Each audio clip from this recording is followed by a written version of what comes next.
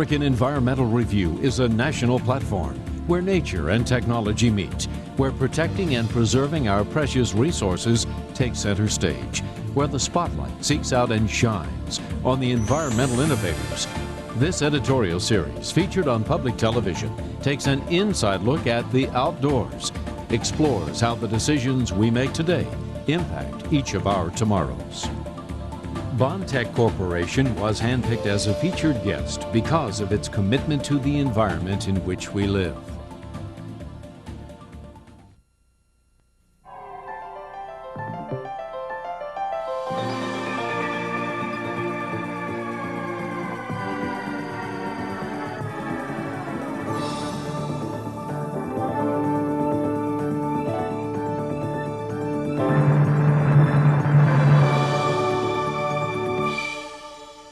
Hello, I'm Morley Safer.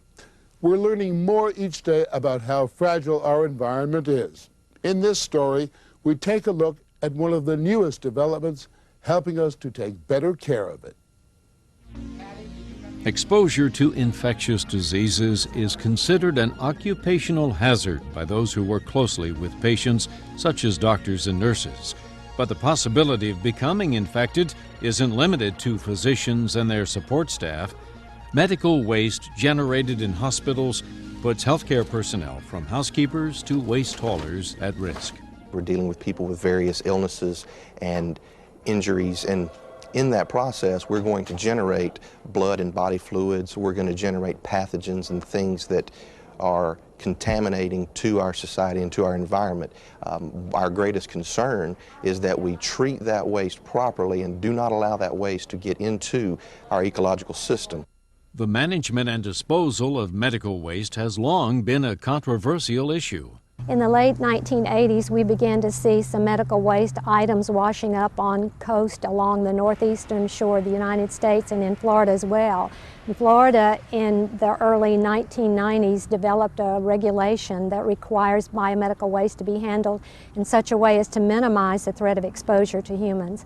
This consists of proper packaging, transport, and treatment to render the waste non-infectious.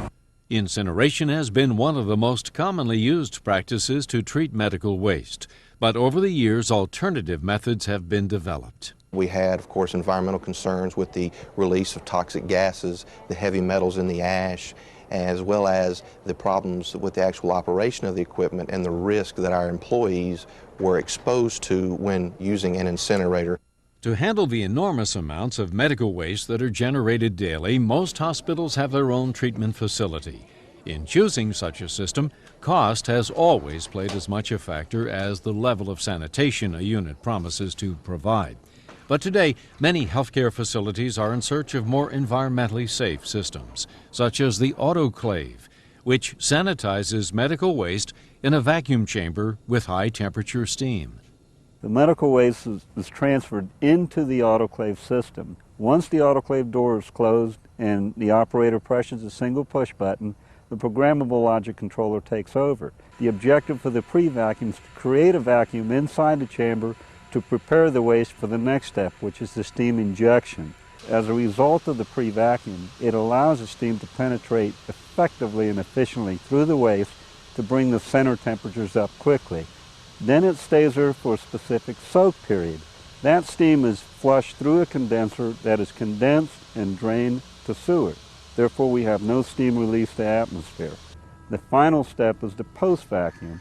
The advantage of doing that is you control nuisance odors and you eliminate occupational exposure to processed steam. Since we've changed out from incineration to the new unit that we have now, we have currently been inspected by the Alabama Department of Environmental Management on a number of occasions and found that we have absolutely no deficiencies in our operation, and in fact they are now using our facility as an example of how an operation should be run. Releasing hazardous toxins to help fight the spread of disease is a trade-off many believe we cannot afford. In answer, a growing number of technologies are being designed to make the sanitation of medical waste a practice that is safer for our health as well as the environment in which we live. Thanks for tuning in today. Join us again as we continue to explore how people and technology can work together to better protect our planet. Bondtech Corporation has been manufacturing medical waste treatment systems since 1983. Today we are the world's largest manufacturer and supplier of the high-volume commercial plants throughout the world. Since 1983, we've realized and capitalized on the learning experience of the high-volume facilities that we've scaled down and made some small systems for hospitals as well. I hope you enjoyed the short television segment, and we really look forward to hearing from you to solve any of your medical waste treatment and disposal needs. Thank you. John F. Kennedy once said, "The supreme reality of our time is the vulnerability of our planet." It is a timeless statement. World population, consumption, and technology push forward, often more quickly than natural resources can support, or, with consequences, more costly than we can afford. The need for a unified effort to nurture, renew, and protect the planet has never been more compelling. Therefore, once again, American Environmental Review extends a special thanks to the companies and organizations that have risen to meet today's environmental challenges. This has been a presentation of WJMK.